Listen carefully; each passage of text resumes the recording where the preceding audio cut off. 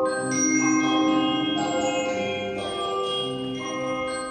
жизни так же, как и в сказках, всякое случается. Иногда из этого вот что получается.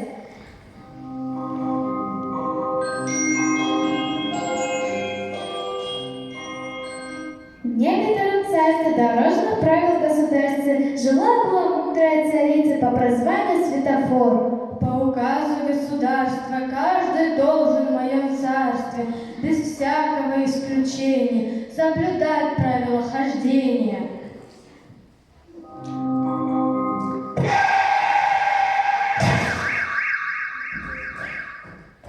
Кто нарушил? Как посмел?